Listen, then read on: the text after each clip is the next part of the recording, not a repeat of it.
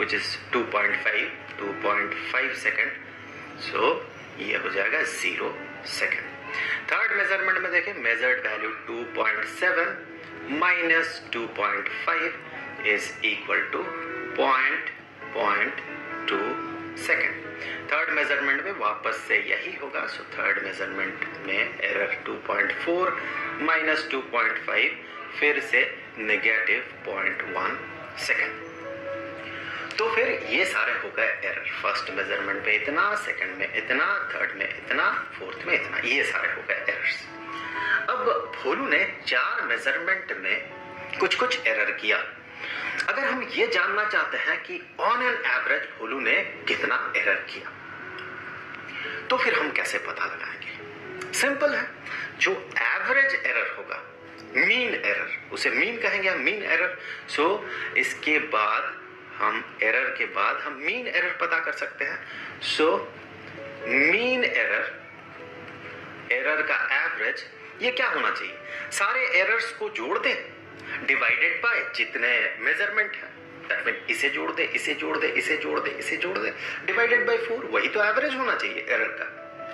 लेकिन यहां पर मजेदार बात यह है कि अगर आप ऐसा करें तो आप ये पाएंगे कि जो एवरेज होगा वो एवरेज मैजिकली, वो एवरेज जो है वो बन जाएगा 0।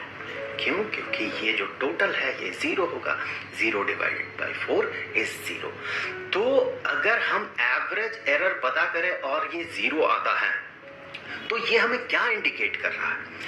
और अगर कोई आपसे कहता है कि भोलू ने ऑन एन एवरेज 0 एरर किया है, मतलब भोलू का मेजरमेंट कितना एक्यूरेट है कि उसका जो एरर है उसका एवरेज ही 0 हो गया। क्या भोलू ने इतना एक्यूरेटली मेजर किया है कि हम ऐसा कह सकते हैं कि भोलू ने ऑन एन एवरेज कोई एरर ही नहीं किया है, 0 एरर किया है? अगर भोलू इस तरह का एक्सपेरिमेंटल रिजल्ट आपके पास लेके आए, आप भोलू के टीचर हैं, तो आप क्या कहेंगे? सरदार बहुत खुश हुआ, शाबाशी देगा क्या आप भोलू के पीठ थपथपाएंगे, कहेंगे कमाल हो गया भोलू, क्या गजब का मेजरमेंट है, तुम्हारा एवरेज एरर तो 0 है? Definitely not. ऐसा अगर होता तो मान ले कि कोई 2.5 अगर ट्रू वैल्यू है, 2.5 सेकेंड, कोई अगर मान ले इधर पता करके लाए 4 सेकेंड एक मेजरमेंट में और दूसरे मेजरमेंट में वो 1 सेकेंड पता करके लाए, फिर ऑन एन एवरेज उसका एरर 0 हो जाएगा, तो आप क्या पीठ थपथपाएंगे उसका? Definitely not. ये बहुत बड़ा एरर है, ये पॉजिटिव डायरेक्शन में भी बहुत बड़ा एरर है, नेगेटिव डायरेक्शन में भी बहुत बड़ा एरर है। मतलब हम ऐसा नहीं कर सकते हैं। एवरेज एरर का पता करने के लिए हम सीधे एरर को जोड़ के और उतने नंबर से डिवाइड करके एवरेज पता नहीं कर सकते। ये हमें रियल ग्लिम्प्स नहीं देगा एरर का। एरर का अगर आपको रियल ग्लिम्प्स पाना है तो हमें एब्सोल्यूट एरर को कंसीडर करना होगा। क्योंकि आप देखिए, अगर कोई नेगेटिव एरर है और कोई पॉजिटिव एरर है, दोनों ही एरर है। कोई अगर 2.5 के जगह 2.4 का है, ट्रू वैल्यू मान ले 2.5 सेकंड है, उसके जगह अगर वो 2.4 का है तो उसने कुछ एरर किया है, 0.1 सेकंड का एरर किया है। पॉजिटिव नेगेटिव वो अभी मायने नहीं रखता है।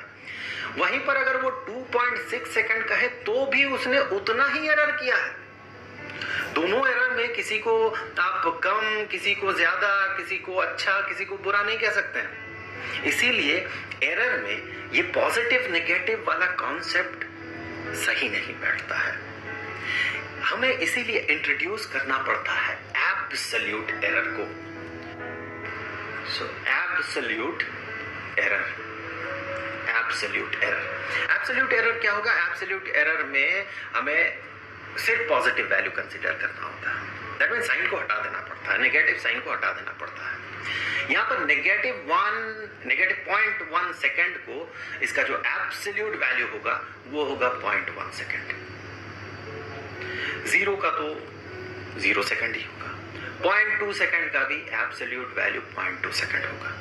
नेगेटिव 0.1 सेकेंड का एब्सोल्यूट वैल्यू 0.1 सेकेंड होगा। मतलब सारे नेगेटिव साइन हट जाएंगे। तो ये हो गया एब्सोल्यूट एरर। एब्सोल्यूट एरर पता करने के बाद ही हम मीन एरर पता कर सकते हैं। यहां पर हम इसे मीन एरर नहीं कहते हैं, बल्कि मीन एब्सोल्यूट एरर कहते हैं। Mean absolute error. वैसे भी अगर आप मीन एरर भी कहेंगे तो लोग समझ जाते हैं कि हम बात कर रहे हैं मीन एब्सोल्यूट एरर के, क्योंकि मीन एरर का कोई फिजिकल सिग्निफिकेंस नहीं है, उसका कोई मोल ही नहीं है फिजिक्स में। सो मीन एब्सोल्यूट एरर अब हम इंट्रोड्यूस करेंगे। ये हमें ऑन एन एवरेज भोलू ने कितना एरर किया है उसका ग्लिम्स देगा। सो अब आते हैं मीन एरर या मीन एब्सोल्यूट एरर पे। मीन एब्सोल्यूट एरर या मीन एरर। अब क्या करना होगा हमें? तो यहां जो नेगेटिव साइन था वो तो हट गया। सो अब मीन एब्सोल्यूट एरर में इसे भी हम पॉजिटिव कंसीडर करेंगे और इसे भी हम पॉजिटिव कंसीडर करेंगे। अब ये जीरो नहीं हो सकता। जीरो तभी होगा जब मेजरमेंट बिल्कुल एक्यूरेट हो। थोड़ा भी अगर इधर उधर हो जाए, डेविएट कर जाए, तो ये जीरो नहीं हो सकता है। अब देखिए ये कितना होगा, देखिए 0.1, 0.2, 0.1 दैट इज 0.4। 0.4 डिवाइडेड बाय 4, जो कि हम मीन पता कर रहे हैं एवरेज। सो ये बन गया 0.1 और सेकंड। सो मीन एरर हमने देखा ये है 0.1 सेकंड। तो हम ये कह सकते हैं कि इन सारे मेजरमेंट से ये पता चला कि वो जो पेंडुलम है उसका जो ऑसिलेशन हो रहा है, उस ऑसिलेशन का जो ट्रू वैल्यू है वो है 2.5 सेकंड। क्योंकि हमारे पास और कोई उपाय है नहीं ट्रू वैल्यू पता करने का, तो इस मीन को ही हमें ट्रू वैल्यू कहना होगा। सो ट्रू वैल्यू है 2.5 सेकंड। और भोलू ने जो एरर किया है ऑन एन एवरेज, ये एरर है 0.1 सेकंड का। सो हमें मिल गया कॉन्सेप्ट मीन का, मीन मेजरमेंट का, और मीन एब्सोल्यूट एरर का या मीन एरर का। अब आते हैं रिलेटिव एरर पे। रिलेटिव एरर,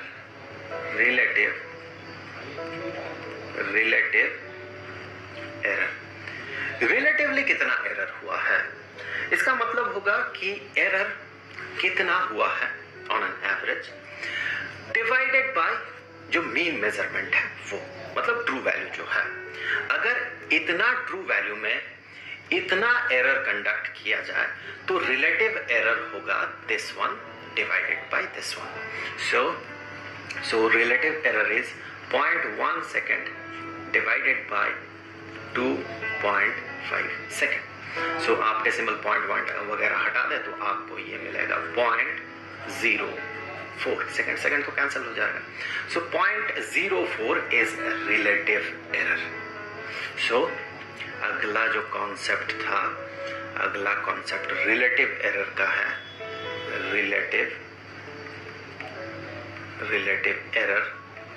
रिलेटिव एरर में हमने क्या किया है? रिलेटिव एरर में हमने mean error divided by true value किया है। So mean error divided by the true value.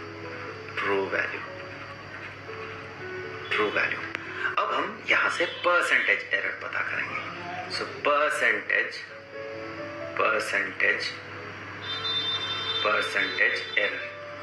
Percentage error कितना होगा? इतना में इतना एरर तो कितना परसेंट एरर। सो हम कहेंगे कितना परसेंट एरर हुआ है? इतना एरर उसने किया है कितना में? 2.5 में, तो इनटू 100 इतना परसेंट। आप इसे कैलकुलेट करें तो ये आएगा 4%। अब देखिए ये जो टर्म है ये टर्म रिलेटिव एरर है। तो रिलेटिव एरर मल्टीप्लाइड विथ 100 और फिर परसेंट लगा दे तो वो हो जाएगा परसेंटेज एरर। इसीलिए यहां पर देखिए 0.04 आया है और यहां पर 4 आया है। सो इस पूरे मेजरमेंट में भोलू का एरर जो है ये 4% है। तो ये तो हमने एक सेट ऑफ डेटा के साथ डील कर लिया। लेकिन अगर हमें फॉर्मूला बनाना है तो हम कैसे लिखेंगे? तो यहाँ पर जो मेजरमेंट होता है हम उसे नॉर्मली ए से डिनोट करते हैं। ए से, अगर आप ए से डिनोट करें तो इसे हम कहेंगे ये है A1, और ये हो गया A2, ये हो गया A3, ये हो गया A4। इसी तरह से और भी मेजरमेंट होता तो A5, A6 वगैरह वगैरह। और जो मीन मेजरमेंट होता है उसे हम कहते हैं A मीन। तो यहां पर जो ट्रू वैल्यू होगा, ट्रू वैल्यू के लिए हम फॉर्मूला क्या बनाएंगे? मैं इन डेटा को हटा दूं। अगर यहां से डेटा को सारे हटा दें, अगर हम फॉर्मूला बनाते हैं तो हम क्या कहेंगे? हमने यहां पर किया क्या था? हमने यहां पर सीधे इनको A1, A2, A3, A4 को जोड़ के नंबर ऑफ मेजरमेंट से हमने डिवाइड कर दिया था। हमने किया यही था कि A1, A2, A3 और A4 को जोड़ के हमने 4 से डिवाइड कर दिया था। लेकिन अगर 5 मेजरमेंट होता तो हम A5 को भी जोड़ते और फिर 5 से डिवाइड करते। इसका मतलब नंबर ऑफ मेजरमेंट अगर n हुआ तो नंबर ऑफ मेजरमेंट बहुत ज्यादा हुआ, n हुआ, तो हम इसे कुछ ऐसे लिखेंगे कि हम an तक जोड़ देते और उसे n से डिवाइड कर देते। n का वैल्यू 4 है, आप 4 बैठा के देख लें। A1, A2, A3, A4 जोड़ दे, डिवाइडेड बाय n का वैल्यू 4 है तो डिवाइडेड बाय 4। तो वही तो हमने किया था। नंबर ऑफ मेजरमेंट अगर n हुआ, n का वैल्यू कुछ भी हो सकता है, तो फॉर्मूला है ये। इसी को रिप्रेजेंट करने का एक बेहतर तरीका होता है कि ये जो न्यूमरेटर है इसे आप समेशन के फॉर्म में रिप्रेजेंट करें। न्यूमरेटर को हम कुछ ऐसे लिखेंगे कि समेशन ऑफ a सब i, यहाँ पर i का जो वैल्यू है ये शुरू होगा कहां से? देखिए 1 से। i का वैल्यू 1 से शुरू हो रहा, फिर ये 2, 3, 4, 5 कहां तक चल रहा? n तक चल रहा। 1 से लेके n तक, divided by n। Divided by n। ये इसे रिप्रेजेंट करने का एक बेहतर तरीका होता है। हम ट्रू वैल्यू को कुछ इस तरह से, या मीन मेजरमेंट को कुछ इस तरह से रिप्रेजेंट कर सकते हैं। अब देखिए अगला टर्म क्या है? एरर को हम कैसे रिप्रेजेंट करेंगे? ध्यान से देखिए, अगर पहले वाले एग्जांपल को हम कंसीडर करें, पहले वाले मेजरमेंट के डेटा को, तो यहां पर है, ये है A1 minus A mean. That is equal to error. और एरर को हम डेल्टा A से रिप्रेजेंट करते हैं। तो पहले एरर को हम डेल्टा A1 कहेंगे। Delta A1 is equal to A1 minus A mean. उसी तरह से सेकंड डेटा जो है, सेकंड मेजरमेंट का जो डेटा है, वहां पर कहेंगे A2 minus A mean is equal to delta A2। Error वो हम ऐसे रिप्रेजेंट करते हैं कि delta A error in measurement is equal to A, जो कि मेजर्ड वैल्यू है, माइनस A मीन। यही A मीन जो है ये ट्रू वैल्यू है, हमने ऐसा मान लिया है। ये हो गया एरर का फॉर्मूला। अब आते हैं एब्सोल्यूट एरर जो है। एब्सोल्यूट एरर है क्या? एब्सोल्यूट एरर का ही एब्सोल्यूट वैल्यू है। यहाँ पर ये एरर है, इसका ये एब्सोल्यूट वैल्यू है। यहाँ पर ये एरर है, इसका ये एब्सोल्यूट वैल्यू है, और इस एरर का ये एब्सोल्यूट वैल्यू है। एब्सोल्यूट वैल्यू को रिप्रेजेंट करने का एक बहुत ही शानदार तरीका है। अगर मान ले A कोई भी एक क्वांटिटी है, इसका एब्सोल्यूट वैल्यू आप रिप्रेजेंट करना चाहते हैं, तो 2 ऐसे बार लगा दें। तो A का वैल्यू अगर 2 होगा तो एब्सोल्यूट A का वैल्यू होगा 2। A का वैल्यू अगर नेगेटिव 1 होगा तो एब्सोल्यूट A का वैल्यू होगा 1।